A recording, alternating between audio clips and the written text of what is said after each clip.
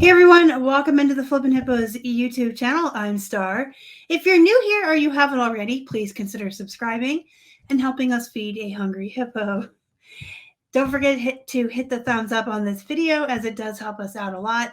And if you're not in our Facebook group, please consider joining Flippin' Hippos Reseller Pod. It's a really great group full of like-minded and positive resellers. We have a lot of fun in there. We also learn, but we have a lot of fun. So, what are we going to do today? We're going to take a look at some shirts that we got at Goodwill on 99-cent day. We went out last Sunday, which was the 13th, to several Goodwills and hit up and took advantage of the 99-cent day and came home with a lot of inventory. Most of it was jeans, which I did in a separate video. If you didn't catch that, I'll have it pop up at the end and you can watch it if you're interested. And then today we're just going to do shirts. The majority of these are men's shirts. There's a few women's and some scrub tops sprinkled in, but the majority of these are men's shirts. That's Keith's wheelhouse, other than remote controls and electronics, video games. But as far as clothing goes, the men's shirts are Keith's wheelhouse. So if you're used to me doing plush and jeans and just throwing out like, oh, I'm going to list this for this, I'm not that familiarized with men's clothing or don't have their prices memorized as I do jeans. So some of these I'll be able to tell you what I think, but probably not a lot of them. Keith does list most of our men's shirts, and then when he doesn't, I end up having to comp. But I will tell you a cheat that I do.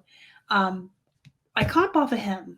And when it comes to jeans, if I can't remember, like if I've known I've listed that pair before, but I couldn't remember, sometimes it's easier just to go into our List Perfectly catalog. And if you don't use List Perfectly, you should be. And you can try it for 30% off using code FlippinHippos. What is there to lose? You can get 30% off your first month. But if you don't use List Perfectly, you can obviously go into your active listings on eBay and search for items. So if there's, a brand of jeans that I don't list often enough that I haven't memorized, I will just go into my List Perfectly catalog and look it up. Oh, okay. Well, I list Levi's 711 at 35 the last couple of times I listed them, so I'll put these up for 35. Sometimes it's easier just to comp off of yourself. So I will look up what Keith prices these at by going through our own personal listings. And because of the fact that so many people race to the bottom, so many people chase that fast nickel, and especially since COVID, I feel like there's been an influx of people trying to sell on the platform that aren't necessarily taking this seriously. It's not their job. It's not a business. They're just trying to offload stuff or make a quick buck. Sometimes not sometimes, all the time. Because of that, I feel like the comps are skewed. So sometimes I will not comp the way that I teach you should be comping. If I'm listing jeans, I'll go to Megan Mawhinney's store. If I'm listing Plush, I'll go to Robert's store and kind of see what they're listing at, their items at. So what I'm saying to you is sometimes it's okay if you know someone that you think is a trusted and successful reseller that sells a certain type of item or has a niche to see what they're selling the items for. Check out what they're comping them at and listing them at. You can compare it to current comps on eBay too and kind of pick somewhere in the middle if there's a huge discrepancy. But a lot of times these more successful sellers who really know what they're selling or have a certain specialty, like mine is jeans and plush, kind of know the market and know that you can get a better price for items than just trusting bored Nancy who got bored and cleaned out her kids' closets during COVID and is listing things for way below market value because this isn't her job. That said, let's get into the haul. This is a scrub top and it did not have tags. So I bought it anyway because it was only 99 cents. And that means it's koi. Usually koi scrub tops have that flower insert, but I'll measure it and list it. It's got a little thing on the zipper that made me pretty confident that this is koi. KOI. It's a good brand for scrubs. All right, next up we have a men's Tranquility and Mayhem. So these were all 99 cents, and these were all Keith's picks. He went through the men's shirts while I went through the jeans. I personally never heard of this brand. I'm not sure if he picked it because he knows something about this brand or just it was 99 cents and it was a nice shirt. This was my pick. Keith laughed, but you know what? I'm pretty sure we can get 12, 14 bucks for this. It's a LuLaRoe. And when you're doing the volume game and you're getting stuff at 99 cents, 12 to 14 bucks all day long. This is a shirt. This is Puritan. So this is kind of a poop brand, but I can tell you right now, just by looking at this, I see why Keith got it. Because of the print.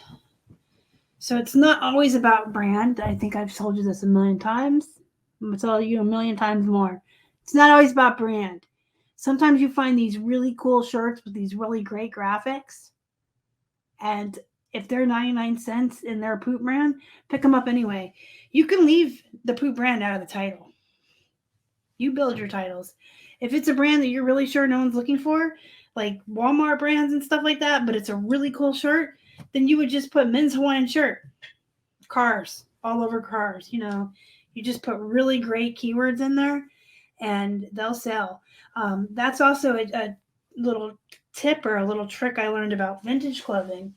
There's some Walmart vintage clothing that can sell for a bunch of money, but you don't want to put Walmart or the brand in the title because no one is searching for that, because nowadays that brand is synonymous with ready-made, fast fashion, cheap clothing, and folks aren't looking for it. But folks that are looking for vintage clothing, if you use really good keywords in your title, will find your vintage Walmart item without ever having to know it's Walmart until they really get into the description. This is Tiger Woods, which is a decent, okay bread and butter brand for golf shirts. This is a polo. Some of these are really wrinkled because when they came out of the dryer, they sat for like a day before I started to go through them, and I don't fold them, I shouldn't say, but I make them nice and neat while they wait for pictures. So some of them got really wrinkled, you'll see. And before you all bombard my comments with, oh my God, that shirt looks awful, I'm not gonna... These are not getting photographed like this, y'all. The ones that are really bad, they'll get steamed because that is pretty awful. This is just Old Navy. It's an extra large button front shirt. Pretty sure he'll probably list this for like 18, maybe 20. I don't know. I'm going to steam it and hopefully he can get 20. But yeah, before I can see it now. Some of those shirts looked really bad. Oh my goodness. Yes, we know. I'll put a movie on one night and sit here and steam. This is Ralph Lauren. This is a woman's medium polo shirt. And this is a T-Mobile t-shirt. This is a men's extra large. 99 cents. Everything's 99 cents. These are okay. Hard Rock Cafe doesn't go for a whole bunch of money, but for 99 cents, this will sell for probably 16 maybe. This is a small, but it's a woman's. This is a baby doll t-shirt. It's got fleur-de-lis, in case you didn't know what those are called. They're fleur-de-lis. You see these on a lot of jeans, especially Miss Knee. All right, we got Ralph Lauren polo shirt, extra large. I'm not sure what he does. There's another one here. This one's just a large.